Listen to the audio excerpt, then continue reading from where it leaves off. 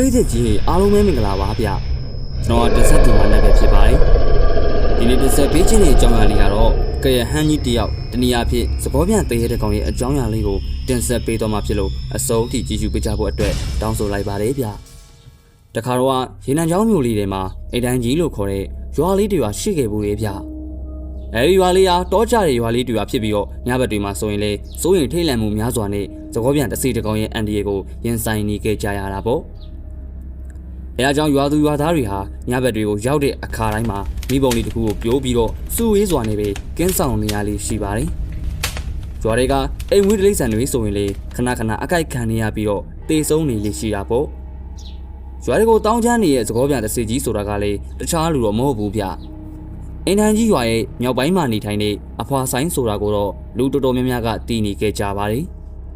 ဒါပေမဲ့လေအဲ့ဒီတစီကြီးကအဖွာဆိုင်ဆိုတာကိုဘယ်သူမှတိတိကျကျမပြောရကြဘူးဗျ။ဘာလို့လဲဆိုတော့အဲ့ဒီလိုသဘောပြန်တစီကြီးကအဖွာဆိုင်လို့ပြောတဲ့သူတိုင်းဟာလေလက်သက်မပေါ်ပဲတေဆုံးကုန်ကြလို့သာဖြစ်ပါတယ်။အဖွာဆိုင်ဟာအသက်80ကျော်နေပြီဖြစ်ပြီးတော့သူ့ရဲ့အိမ်လေးမှာပဲအမြဲတမ်းတယောက်တည်းနေထိုင်နေခဲ့ပါတယ်။အသက်80ကျော်နေပြီဖြစ်တဲ့ဥပမွေးကတော့အဖွာဆိုင်ရဲ့အကြောင်းတွေကိုကာကြီးကအစအဆုံတိထားတဲ့သူတယောက်သားဖြစ်တာပေါ့။အဖွာဆိုင်ဟာတယောက်တည်းအထီးကျန်နေပြီးဝမ်းနည်းမှုတွေနဲ့ပြည်နေတယ်ဆိုတာကိုလည်းဥပမွေးကသိနေခဲ့ပါတယ်။ဒီလိုနဲ့မနေ့တနာရီလောက်ကိုထိုးတဲ့အချိန်မှာတော့ရွာတွေကခိုးတွေဟာဆွဲငင်ငင်နဲ့စတင်ပြီးတော့ဥလာခဲ့တယ်ဗျ။လင်းထိန်နေအောင်တာနေတဲ့လာမင်းကြီးရဲ့အလင်းရောင်အောက်မှာတော့ခွဲဥတန်တွေကိုသာကြားနေရပြီးပတ်ဝန်းကျင်တစ်ခုလုံးကတော့တိတ်ဆိတ်လို့ငြိမ်သက်နေခဲ့ပါတယ်။ဥပမွေးရဲ့မြစ်ဖြစ်သူဖိုးသားလေးလည်းကျမ်းပြင်ပေါ်မှာဖြင်းချမ်းဆောင်လေးကိုခင်းပြီးတော့အိမ်နေခဲ့တာပေါ့။အပြင်ဘက်မှာလင်းထိန်နေတဲ့လာမင်းကြီးကိုတော့ပြတင်းဘောက်ကနေကွင်းကွင်းရှင်းရှင်းနဲ့မြင်နေရပါတော့တယ်။ထိုစဉ်မှာပဲပြတင်းဘောက်ဟာရုတ်တရက်ပိတ်သွားပြီးတယောက်ကဆွဲကန်လှုပ်တဲ့လိုမျိုးရမ်းခါလာခဲ့လေဗျ။ဖိုးသားလေးလည်းထိုအတန်ကြောင့်ပဲအဲ့ဟာကနေလန့်လို့လာပြီးတော့မတ်တဲ့ရက်ခါပြတင်းဘောက်ရှိရာကိုလှမ်းကြည့်လိုက်တာပေါ့။အဲဒီခါမှာတော့ဖိုးသားလေးလည်းအခန်းတကားရဲ့ရှိမှာကြောက်စရာကောင်းတဲ့အသွင်နဲ့ကရဟန်းကြီးတစ်ကောင်ကိုတွေးလိုက်ရတယ်ဗျ။ကရဟန်းကြီးဟာမီးရဲနေပြီးတော့ပြူးထွက်နေရဲ့မျက်လုံးတစ်စုံနဲ့ဖိုးသားလေးကိုစိုက်ကြည့်ရင်ပါဇက်ကြီးကိုဟားလိုက်တာပေါ့။သွားရီဆိုတာကလည်းချွန်ထက်နေပြီးတော့ပါဇက်တစ်ခုလုံးမှာလည်းတွေးတွေကပေချမ်းနေတာကိုမြင်လိုက်ရပါတော့တယ်။လက်ရဲ့ဘဲညာနှစ်ဖက်မှာလည်းလေဘုံကိုပြန်တန်းဖို့အတွက်သကောနှစ်ချက်ကိုတက်ဆင်ထားပြီးတော့ညာဘက်လက်ထဲမှာလည်းတင်းမုံကြီးတစ်ခုကိုကြစ်ပါအောင်စုပ်ကင်ထားတာကိုမြင်လိုက်ရတယ်ဗျ။အဲဒီကရန်ကြီးဟာဟိုသားလေးကိုကြည့်ပြီးရန်ရှာဖို့အတွက်ချိန်ရွယ်လိုက်စင်မှာပဲဟိုပါမွေတယောက်တနက်ကိုမောင်းတင်ကကရဟန်ကြီးကိုချိန်ထားလိုက်ပါတော့တယ်။ဒီမှာမိတ်ဆွေကျုပ်ခမရကိုမပြည့်ရှင်ပါဘူး။အဲ့တော့အေးစစ်စစ်ပဲကိုလန်းကိုအသာသွားပါ။ဟိုပါမွေဟာတနက်ကိုချိန်ရွယ်ထားပြီးအဲ့ဒါလိုပြောလိုက်တဲ့အခါမှာတော့ကရဟန်ကြီးလည်းဖိုးသားလေးကိုရံမရှောင်တော့ပဲနေရာကနေပြန်ထွက်သွားခဲ့ပါတော့တယ်။အဖိုးအဲ့ဒီကရဟန်ကြီးရဲ့မျက်နှာကိုအဖိုးတခြားမြင်လိုက်တယ်မလား။သားလေးတခြားမြင်လိုက်တယ်။အဲ့ဒါအဖွားဆိုင်မှာအဖွားဆိုင်ပဲ။အဖွားဆိုင်ကတကယ်တော့တဆေးကြီးပဲအကိုရ။မဟုတ်ဘူးမီးလေး။အဖွားဆိုင်ကတဆေးမဟုတ်ဘူး။ကျိန်စာတက်နေတာ။ဟိုပါမွေဟာမြေဖြစ်သူဖိုးသားလေးကိုအဲဒီလိုပြောရင်တခုခုကိုတွေးတောနေခဲ့လိုက်ပါတော့တယ်။အဲဒီနောက်ကြက်တွေတွန်းဟန်ကလေးတွေအော်မြူစာပြုတ်လာရင်မိုးလင်းလာခဲ့တယ်ဗျ။ဟိုပါမွေလည်းမနဲ့မိုးလင်းလင်းချင်းရွာမြောက်ပိုင်းရဲ့အစွန်ဖျားမှနေထိုင်နေအဖွားဆိုင်ရဲ့အိမ်ကိုတယောက်တည်းထွက်လာခဲ့တာပေါ့။အဖွားဆိုင်ရဲ့အိမ်ကိုရောက်တဲ့အခါမှာတော့တိမ်လုံးကတိတ်ဆိတ်လို့ငြိမ်သက်နေပြီးတော့အခန်းရဲ့တကားဟာလည်းပိတ်ထားခဲ့တယ်ဗျ။ပြီးဆိုင်ဟေးပြီးဆိုင်ငါဘာတကားလာဖွင့်မအောင်အဲဒီနောက်သိမကြခင်မှာပဲအခန်းတကားဟာပွင့်လာပြီးအဖွားဆိုင်တယောက်အပြင်ဘက်ကိုထွက်လာခဲ့တယ်ဗျ။အော်ပေါင်းမွေလာလေအထဲဝင်ခဲ့ဘာကိစ္စရှိလို့လဲ။ဘာကြီးမွေလဲအိမ်လေးထဲကိုဝင်လိုက်ပြီးအထဲမှာရှိနေတဲ့ထိုင်ကုန်းလေးတစ်လုံးပေါ်ကိုထိုင်လိုက်ပါတော့တယ်။အဖွားဆိုင်နဲ့ဘာကြီးမွေတို့ဟာငယ်ငယ်လေးတွေကခင်မင်းရင်းနှီးလာခဲ့ကြတဲ့ငယ်တငယ်ချင်းတွေဖြစ်ကြတာကြောင့်တယောက်ရဲ့အကြောင်းကိုတယောက်ကောင်းကောင်းကြီးသိနေခဲ့ကြတာပေါ့။မင်းညာငါအိမ်ကိုဝင်လာတာနင်မဟုတ်လား။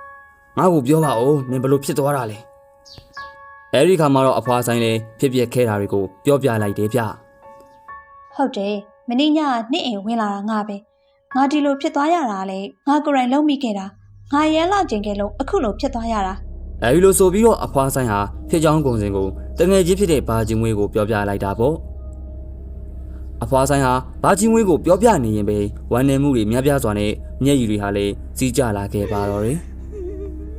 မနေ့မိုးလင်းစားတွေကရောက်လာတဲ့ဥပမွေလေးတငယ်ချင်းဖြစ်သူကိုအားပေးစကားပြောရင်စကားစမိပြောဆိုနေကြတာဟာညနေမိုးချုပ်လာခဲ့ကြတယ်ဗျ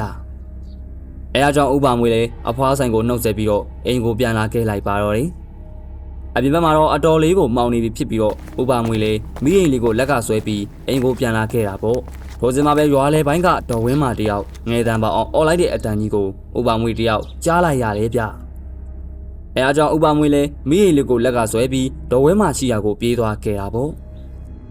တော်ဝင်းမာရဲ့အိမ်အောင်ဖေးမှာတော့ခြံထဲကနွားမကြီးကိုအစိမ်းလက်လက်နဲ့ကိုက်ဖြတ်စားတောင်းနေတဲ့ကရဟန်းကြီးကိုမြင်လိုက်ရပြီးတော်ဝင်းမာကလည်းကြောက်လန့်တုံးလုံးနေကနွားမကြီးကိုစားနေတဲ့ကရဟန်းကြီးကိုကြည့်ကငြိမ်ကြနေခဲ့ပါတော့တယ်။ဥပမွေကတော့အဲ့ဒီကရဟန်းကြီးဟာသူ့ရဲ့တငယ်ချင်းဖြစ်နေတဲ့အဖွားဆိုင်ဆိုတာကိုသိနေခဲ့ပါတော့တယ်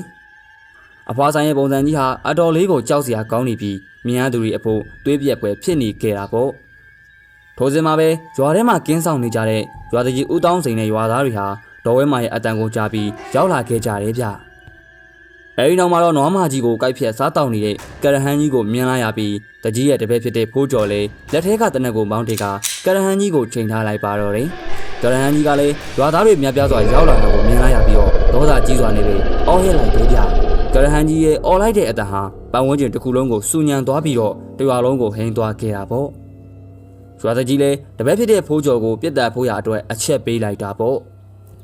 အဲဒီခါမှာတော့ဖိုးကျော်လည်းတနက်ကိုဘောင်းချိန်လိုက်ပြီးကရဟန်းကြီးကိုတရဆက်ပစ်လိုက်တယ်ဗျခန္ဓာကိုယ်လေးကိုကြည်စံတွေအတောင့်လိုက်ဝင်သွားတဲ့အခါမှာတော့ကရဟန်းကြီးလည်းမြေပြင်ပေါ်ကိုလဲကျသွားခဲ့ပါတော့တယ်အဲဒီခါမှာတော့ကရဟန်းကြီးကဘာမှမလုပ်နိုင်တော့ပဲကြွားသားတွေကိုစူးစိုက်ပြီးတော့ကြီးလိုက်တာပေါ့ထိုစဉ်မှာပဲဥပမွေကကရဟန်းကြီးရှိရာကိုပြေးသွားခဲ့ပါတော့တယ်ပြီးဆိုင်နေုံကဒီလိုတွေမလုပ်ပါနဲ့လို့အတန်တန်မှားနေတဲ့ကြားရဲကွာ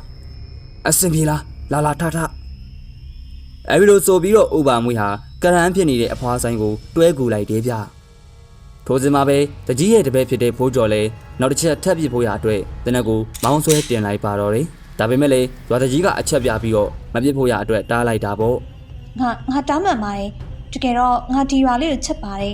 ်ငါဒီရွာနွားတွေနဲ့ကြက်တွေကိုပဲအမဲလိုက်ခဲ့ရပါရွာသားတွေတော့ငါမပတ်သက်ဘူးဆိုတာရှုံပြီးကြပါရွာသူရွာသားတွေလည်းအဖွားဆိုင်ကိုကြည့်ပြီးပြန်လွတ်ပေးရခက်အပြက်ရှင်းမှုရခက်ဖြစ်ကုန်ကြပြီးအကြက်ရိုက်ကုန်ကြတယ်ဗျပြီးဆိုင်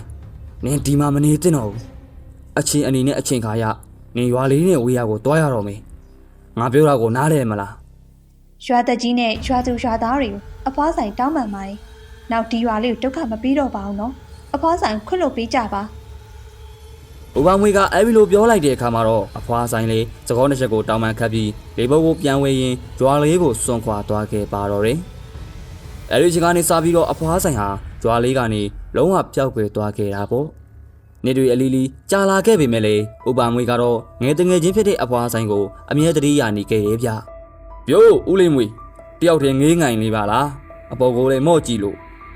့အေးဘာရဲ့မဟုတ်ပါဘူးတုတ်ကြီးဟာဒီလိုပဲဟိုတွေးဒီတွေးပေါ့လမ်းကြုံဝင်နှုတ်ဆက်တဲ့ကိုတုတ်ကြီးလည်းဥပမွေကိုနှုတ်ဆက်ပြီးခဏအကြာမှာပဲဥပမွေရဲ့အိမ်ရှိကနေပြီးတော့အလုတ်ခွန်ထဲကိုတွားခဲ့တယ်ဗျဟုတ်တယ်ပါမွေငါအခုလူတွေအရန်ကြောက်လန့်နေရတဲ့ကရဟန်းတကောင်ဖြစ်နေပြီအခုလိုပြောင်းတော့ငါမယူရခဲ့ပါဘူးငါအရန်လာကျင်တဲ့သူတယောက်ဆိုတာမင်းလည်းသိပါတယ်အဖွားဆိုင်အသက်16နှစ်လောက်အရွယ်တုန်းကအဖွားဆိုင်မှာတစ်ဖက်သက်ချစ်ခဲ့ရတဲ့ကောင်းမလေးတယောက်ရှိခဲ့ပူတာပေါ့နောက်ပြီးအဖွားဆိုင်ဟာမိန်းကလေးတယောက်မဟုတ်ခဲ့ဘူးဗျယောက်ျားလေးစစ်စစ်တယောက်သာဖြစ်ပါတယ်အဖွားဆိုင်ရဲ့နာမည်ကလည်းဆိုင်းအောင်ဖြစ်ပြီးအလားအပါကိုအတော်လေးကြိုက်နေတဲ့ကောင်းလေးတယောက်သာဖြစ်တာပေါ့အရန်လှပကျင်တာနဲ့အတူတစ်ဖက်သက်ချစ်နေရတဲ့ကောင်းမလေးရဲ့အချစ်ကိုပါရယူကျင်တာကြောင့်စွန့်စားဖို့အတွက်ဆုံးဖြတ်ချက်ချလိုက်တယ်ဗျဒီလိုနဲ့တနေ့မှာတော့ဆိုင်းအောင်လေရွာပြင်မှာရှိတဲ့အောက်လန်းဆရာရှိရာကိုတွားခဲ့ပါတယ်ကောင်းပြီလေမင်းဖြစ်ရှင်တာကိုငါလုပ်ပြီးလို့ရတယ်ဒါပေမဲ့တခုတော့ရှိရင်တော့အခက်မသိရင်မသိတယ်လို့အမားတွေရောဖြစ်သွားနိုင်တယ်ဒါတွေကိုမင်းလက်ခံနိုင်မှာမလာ